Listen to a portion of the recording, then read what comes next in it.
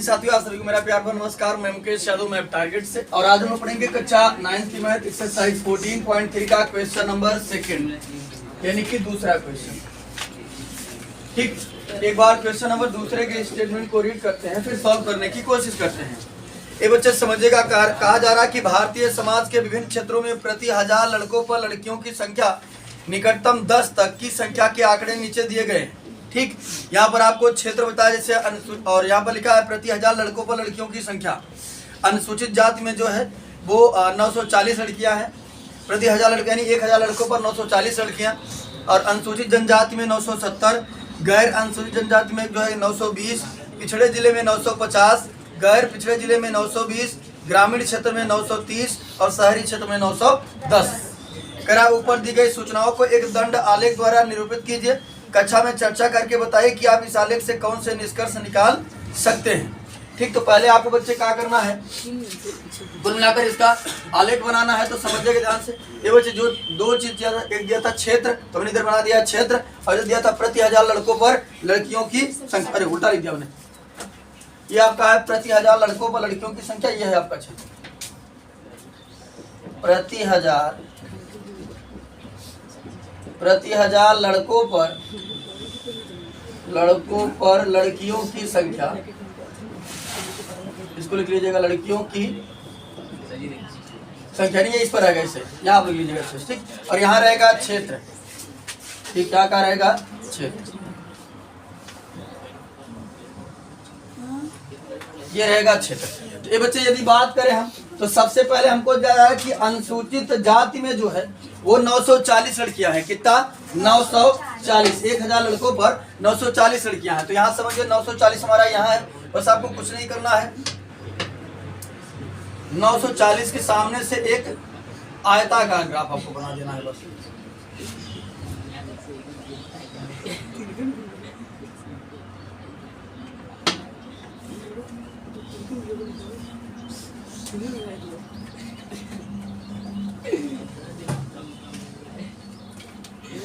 यहाँ पर आपको एक आयताकार ग्राफ बना देना है, और इसमें जो है यहाँ जगह अगर आपके पास है तो नीचे यहाँ लिख दीजिएगा, नहीं तो इसी जो आप आयताकार ग्राफ बनाए हैं इसी में लिख दीजिएगा।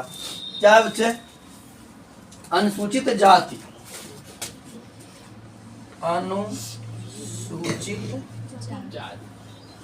अनुसूचित जाति। ठीक, या आप चाहें तो इसमें चढ़ाकर भी खींच सकते हैं, चाहे यहाँ से अलग भी बना सकते हैं, कोई दिक्कत नहीं। ठीक, अगला दिया है हमको, अगला है अनुसूचित जनजाति, उसमें कितना है 970। तो क्या करना आपको, 970 के सामने से 970 एकदम ऊपर रहा हमारा,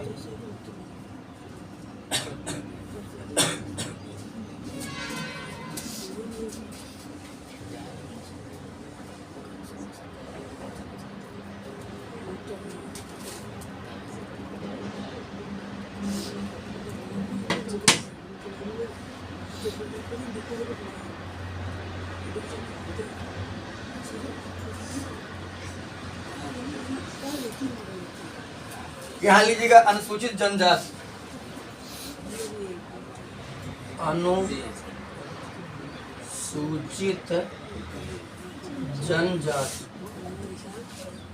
जनजाति। ठीक, अगला है गैर अनुसूचित जनजाति, कितना है 920। ये रहा आपका 920, इसके सम्मुख से यहाँ से बना दीजिएगा।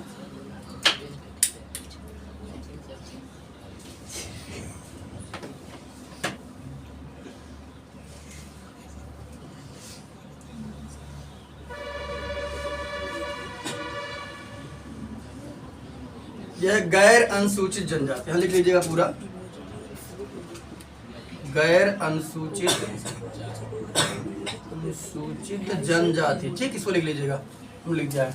अगला है यदि बात करें तो करा पिछड़े जिले, पिछड़े जिले कितने हैं 950। तो 950 के सम्मुख से बना देना।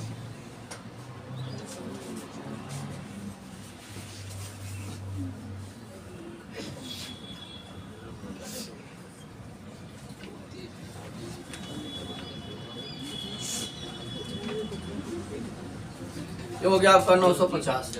ये क्या है? गैर पिछड़े जिले, पिछड़े पिछड़े जिले। पिछड़े जिले, पिछड़े जिले लिखे हैं। ठीक, अगला है गैर पिछड़े जिले। गैर पिछड़े जिले कितने हैं? 900। तो 920 हमारा अगर बात करें तो यही रहा, ये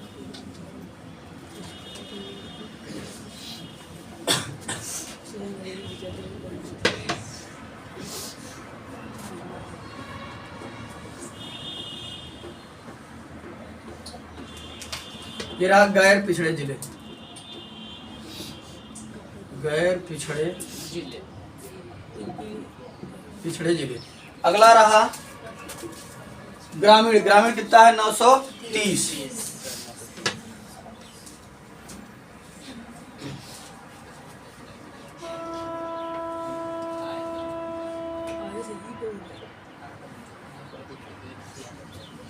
ग्रामीण रहा आपका 930, तो यहाँ से आपको बना देना है 930।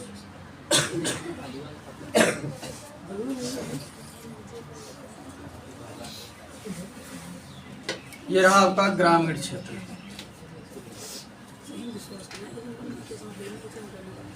चलिए अगला है आपका शहरी। शहरी कितना है? 910। 910 आपको शहरी।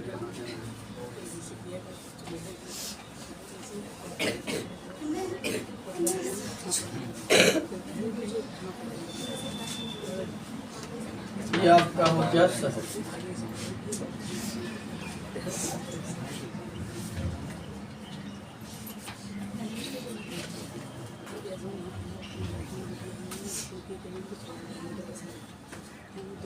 ये हो गया शहर। ये बच्चे कहा था पहले आप इसका दंड आलेख बनाइए, तो हमने इसका दंड आलेख बना दिया। अब अगर हम बात करें तो हमसे कहा जा रहा था कि आप क्या क्या निष्कर्ष निकालते हैं, उस निष्कर्ष को भी आपको बताना है। समझे? कह रहा है कि कक्षा में चर्चा करके बताइए कि आप इस आलेख से कौन कौन से निष्कर्ष निकाल सकते हैं। तो यहाँ समझिएगा, हमने देखा, सबको पहले लिख देते हैं कौन कितना कितना है। यहाँ पर आप लिख दिया करिए, ये कितना है? 940, 940, 970, 920, 950, 920, 930, 910। ये बच्चे समझिएगा, अगर हम निष्कर्ष निकालेंगे तो पहला निष्कर्ष ये है कि यदि बात करें हम तो अनुसूचित जनजाति में जो है वो प्रति 1000 लड़कों पर लड़कियों की संख्या सबसे अधिक है। ठीक है, अनुसूचित जाति में जो है प्रति 1000 लड़कों पर लड़कियों की संख्या सबसे अधिक है, तथा शहरी क्षेत्र में प्रति 1000 लड़कों पर लड़कियों की संख्या सबसे कम है। दो निष्कर्ष हो क्या? लिख दीजिएगा, इतना पर्याप्त है। और निष्कर्ष निकालना हो तो लिख दीजिए, और निष्कर्ष तुलना करके लिख दीजिए। क्या समझिए, अगर आप तुलना कर दीजिएगा ये गैर पिछड़े और गैर पिछड़े जिले में, ठीक, तो आप लिख सकते हैं कि पिछड़े जिले की अपेक्षा, सॉरी, गैर पिछड़े जिले की अपेक्षा पिछड़े जिले में लड़कों प्रति 1000 लड़कों पर लड़कियों की संख्या अधिक है। अब आप ग्रामीण और शहरी में तुलना कर दीजिएगा कि शहरी क्षेत्र की अपेक्षा ग्रामीण क्षेत्र में प्रति 1000 लड़कों पर लड़कियों की संख्या अधिक है। तो आप इसे तुलना कर सकते हैं, या आप भी कर सकते हैं कि अनुसूचित जात की अपेक्षा अनुसूचित जनजाति में प्रति 1000 लड़कों पर लड़कियों की संख्या अधिक है। तो आप तुलना करके ढेर सारे निष्कर्ष निकाल सकते हैं। ठीक, यहाँ पर जैसे देखो, अनुसूचित जाति या अनुसूचित जनजातियां है, गैर अनुसूचित जनजातियां, इससे आप तुलना कर सकते हैं तीनों का। पिछड़े जिले, गैर पिछड़े जिले है, ग्रामीण और शहरी दिया, तो ग्रामीण और शहरी से तुलना कर दीजिएगा कि शहरी क्षेत्र की अपेक्षा ग्रामीण क्षेत्र में प्रति 1000 लड़कों पर लड़कियों की संख्या अधिक है। अब वही करेंगे, गैर पिछड़े जिले की अपेक्षा गैर पिछड़े जिले में जो है प्रति 1000 लड़कों पर लड़कियों की संख्या सबसे अधिक है, मतलब अधिक है। और सबसे अधिक कहाँ है? अनुसूचित जनजाति में जो है प्रति 1000 लड़कों पर लड़कियों की संख्या अधिक है। आप इस तरीके से निष्कर्ष निकाल करके लिख सकते हैं। चलिए हाँ बच्चे, अगला क्वेश्चन नंबर 3 समझते हैं। तो क्वेश्चन नंबर 3 की यदि बच्चे हम बात करें तो क्वेश्चन नंबर 3 में हमसे कहा जा रहा है कि एक राज्य के विधानसभा चुनाव में विभिन्न राजनीतिक पार्टियों द्वारा जीती गई सीटों के परिणाम नीचे दिए गए हैं। ये बच्चे समझेगा, राज्य में विधानसभा चुनाव होता है। विधानसभा चुनाव वो होता है, जानते हैं कौन सा? कौन सा राज्य में जो होता है मुख्यमंत्री वाला? हाँ, यहाँ समझिएगा, मुख्यमंत्री का चुनाव नहीं होता, विधायक का चुनाव। जो विधायकी का चुनाव होता है वो विधानसभा का चुनाव होता है, और जो सांसद का चुनाव होता है वो लोकसभा का चुनाव होता है। वही कह रहा है कि एक राज्य के विधानसभा चुनाव के, यानी विधायकों का चुनाव होता है। एक राज्य के विधानसभा के एक चुनाव में विभिन्न राजनीतिक पार्टियों द्वारा जीती गई सीटों के परिणाम नीचे दिए गए हैं। कई पार्टियां लड़ती हैं, ठीक, यहाँ पार्टी पर नाम दिया गया A B C D E F, ठीक है। और जीती कितनी कौन पार्टी कितना मत पाती है, तो वहां दिया है ए जो है 75 सीट पाती है, यानी पार्टी ए द्वारा जो विधायक लड़ाए गए बच्चे से 100-150 लड़ाए गए, 75 विधायक जीते रहा है, कोई हो गया सीट। ठीक है, यहाँ समझिए पार्टी ए द्वारा 75 सीट, बी द्वारा 55 और सी द्वारा 37, डी द्वारा 29, ई द्वारा 10 और एफ द्वारा 37 सीटें जीती जाती हैं। मतदान के परिणामों को निरूपित करने वाला एक दंड आलेख खींचिए, उसके बाद समझिएगा किस राजनीतिक पार्टी ने अधिकतम सीटें जीती हैं, वही आपको क्या करना है, बताना है। तो कुछ नहीं करना है, बस आपको ग्राफ बना देना है और कुछ चाहिए। पहले पहला राजनीतिक पार्टी जो है वो 75 सीट पाती है। तो बच्चे 75 की अगर हम बात करें तो यहाँ पर रहेगा इसके बीच में, तो यहाँ से आपको क्या करना है, एक आलेख खींच देना है। अब आप स्केल की सहायता से, हमारा देखिए देखा मत, आप स्केल की सहायता से एकदम सीधी सी रेखा से खींच दीजिएगा इस तरीके से। और ये चौड़ाई सबका समान होना चाहिए ताकि देखने में अच्छा दिखे। ये हमारा मत देखिए, कौन सी पार्टी है ये, कितना जीतती है, 75। चले अगला कौन सी पार्टी है, बी। बी कितना जीतती है, 55। तो 55 यदि बात करें बच्चे, आप 10-10 करते आ रहे तो इसका आधा होगा,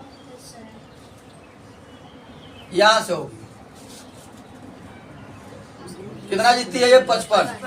और आपको स्केल की मदद से खींचना है ताकि ये समान चौड़ाई रहे, देखने में अच्छा रहे। ठीक है, ठीक। अगली पार्टी है 37, सी। सी कितना जीतती है, 37। तो हो गया ना ये भी। चले अगली पार्टी सी है, सी कितना जीतती है बच्चे, 37। तो अगर करेंगे आधा इसे हो जाएगा 35, 35 से 2 अधिक रहेगा, यानी कि थोड़ा सा ऊपर रहेगा यहाँ से।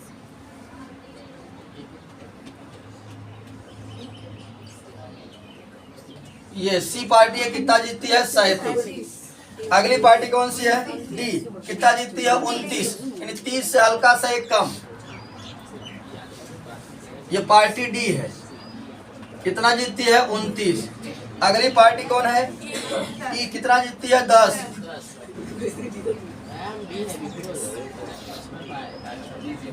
अगली पार्टी है एफ, कितना पाती है, 37। इसी के सम्मुख रहेगा ना हो।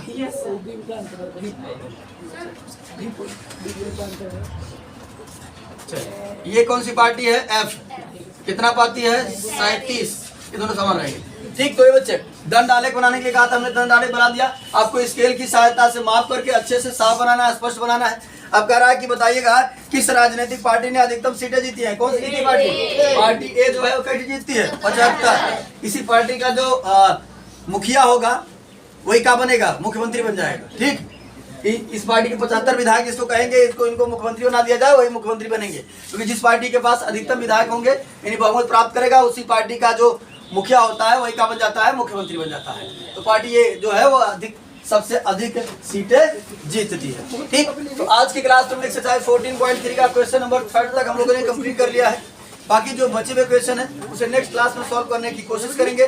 इस वीडियो में इतना ही, बाकी मिलते हैं नेक्स्ट वीडियो में, तब तक के लिए जय हिंद।